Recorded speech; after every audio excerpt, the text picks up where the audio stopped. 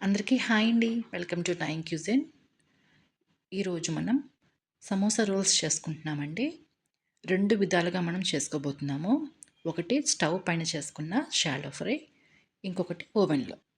దీనికి ఏమేమి కావాలో, ఎలా చేసుకోవాలో మనం చూసేద్దాం. ముందుగా అయితే ఒక బౌల్‌లో 1 కప్పు మైదా పిండి తీసుకోవాలండి. ఇప్పుడు దీంట్లోకి రుచికి సరిపడంత ఉప్పు, వాము కొంచెం నలిపి వేసుకోండి. అప్పుడు మనకి ఫ్లేవర్ బాగుంటుంది. దీంతో పాటుగానే కొద్దిగా అంత కలౌంజి, అలాగే కొద్దిగా అంత ఆయిల్ వేసేసుకొని కొంచెం కొంచెం నీళ్లు వేసుకుంటూ మనం పిండిని కలుపుకోవాలండి. ఒకేసారి నీళ్ళు పోసేయకండి, పిండి పలచగా అయిపోతుంది. చూసుకుంటూ కలుపుకోవాలండి పిండి. పిండి మనకి మరీ గట్టిగా కాదు, అలానే మరీ మెత్తగా కాదండి, ఇలా ఉండాలి మనకి. ఇప్పుడు దీన్ని పక్కన పెట్టేసుకుందామండి. నేను ముందుగానే 3 పెద్ద ఆలుగడ్డల్ని ఉడికించుకునేలాగా మ్యాష్ చేసుకుని పెట్టుకున్నానండి. ఇందులో రుచి సరిపడంత ఉప్పు, ధనియాల పొడి, జీలకర్ర పొడి, కాశ్మీరీ చిల్లీ పౌడర్, అల్లం paste, corn flour, kasuri methi, mixed herbs, screen మీద మీకు ఏమైతే కనిపిస్తున్నాయో అవన్నీ వేసుకోండి. మిక్స్డ్ హర్బ్స్ ఎక్కువ వేసుకోవద్దండి. మిక్స్డ్ హర్బ్స్ ఎక్కువ వేసేసుకుంటే మీకు స్పైసీ ఎక్కువైపోతుంది. ఇవన్నీ వేసేసుకున్నాక ఒకసారి మొత్తం అన్నీ బాగా కలిసిపోయేలాగా మనం కలుపుకోవాలి. చేత్తో అయితేనే బాగుంటుందండి, ఎందుకంటే మీకు ఎక్కడన్నా ఆలుగడ్డ ఎక్కడన్నా మీకు గడ్డలు ఉండిపోయినా కూడా మనం మ్యాష్ చేసుకుంటూ కలుపుకోం. ఇప్పుడు దీన్ని పక్కన పెట్టేసుకుందామండి. ఇప్పుడు ముందుగా మనం కలుపుకునే పిండి ఉంది కదా, మైదా పిండి, అందులో సగం తీసుకున్నానండి. పొడి పిండి వేసుకొని చపాతీలాగా ఒత్తుకోవాలి. బాగా పలుచగా కాదండి, కొంచెం అంత మందంగానే ఒత్తుకోవాలి. ఇలా ఒత్తుకోవాలండి. ఇప్పుడు దీని మధ్యలో నేను ఒక చిన్న మూత పెడుతున్నానండి. మీరు బౌల్ అయినా పెట్టుకోవచ్చు, చిన్న సైజు బౌల్ ఏమైనా ఉంటే. ఆ మధ్యలోకి మనం స్టఫింగ్ అనేది పెట్టమండి. మిగిలిన చోట్లంతా మనం ఇలాగా స్ప్రెడ్ చేసుకోవాలి స్టఫింగ్ని.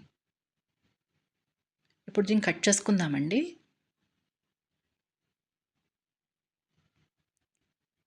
ఇలా కట్ చేసేసుకున్నాక మీకు ఎలా ఫోల్డ్ చేసుకోవాలో నేను చూపిస్తాను చూడండి. ఇలా ఒక పక్క నుంచి మనం ఫోల్డ్ చేసుకోవాలి.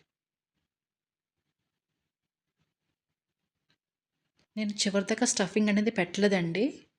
ఎందుకు అని అంటే ఇక్కడ మనం ఇలా ఫోల్డ్ చేసుకుంటున్నప్పుడు మనకి అంటుకోదండి, స్టఫింగ్ మొత్తం బయటకు వచ్చేస్తుంది. అందుకని నేను మధ్యలో అంతా గ్యాప్ ఉంచాను నేను. ఇలా ఒక్కసారి చేత్తో అనుకోండి, మరి గట్టిగా నొక్కేయకండి, ఇలా పైపైన ఇలా ఒత్తుకుంటే సరిపోతుంది. ఇలా మొత్తం అన్నీ నేను విడదీసి చూపిస్తున్నాను చూడండి. మీకు ప్రతిదీ ట్రయాంగిల్ షేప్స్ లాగా వస్తాయి అన్నమాట మనకి. దాన్ని ఇలాగ మనం ఫోల్డ్ చేసుకోవాలి. ఇలా మొత్తం అన్నీ మనం ఫోల్డ్ చేసుకుని రెడీ చేసుకోవాలండి. ముందుగా అయితే మనం ఓవెన్లో బేక్ చేసుకుంటున్నామండి.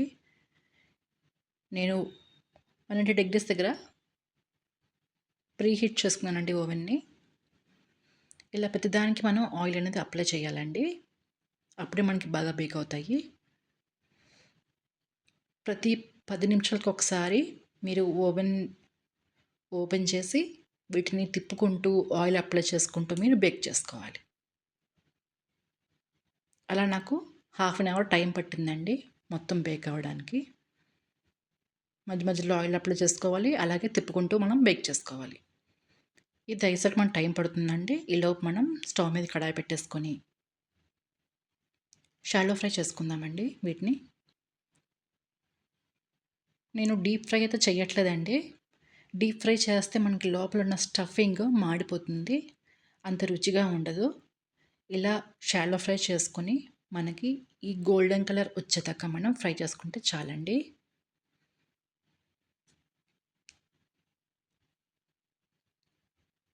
వాతావరణం చల్లగా ఉంది కాబట్టి ఇలాగ వేడి వేడిగా మనం స్నాక్ చేసుకొని తింటే చాలా బాగుంటుందండి. అంతేకాదండి, పిల్లలు స్కూల్ నుంచి వచ్చే టైంకి మనం ఇలా చేసి పెట్టుకుంటే వాళ్ళు చాలా ఇష్టంగా తినేస్తారండి. ఇలా మళ్ళీ మొత్తం అన్నీ ఇలాగా మీరు షాలో ఫ్రై చేసుకోండి. మనకి నూనె అనేది హై ఫ్లేమ్‌లో పెట్టుకోకూడదండి. లో టు మీడియం ఫ్లేమ్‌ని మార్చుకుంటూ మనం వీటిని ఫ్రై చేసుకోవాలి. మనం షాలో ఫ్రై చేసుకోవడం అయిపోయిందండి. ఒకసారి చూసేద్దాము ఎలా వచ్చిందన్నది.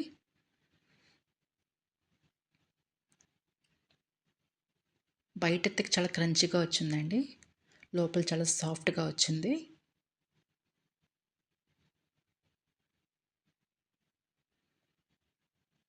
టేస్ట్ అయితే చాలా బా వచ్చిందండి. మన ఓవెన్‌లో కూడా బేక్ అయిపోయినాయండి. వాటిని కూడా చూసేద్దాము. అది కూడా సేమ్ అంతేనండి. బయట క్రంచీగా, లోపల సాఫ్ట్‌గా చాలా బాగా బేక్ అయిందండి. నేను ఫస్ట్ టైమ్ చేశానండి బేక్ చేయడం. చాలా బాగా వచ్చినియి. అంతేనండి. మన వేడి వేడి సమోసా రోల్స్ రెడీ అయిపోయిందండి. మీకు నచ్చిందని అనుకుంటున్నానండి. మీ ఫ్రెండ్స్‌కి, ఫ్యామిలీ మెంబర్స్‌కి షేర్ చేయండి.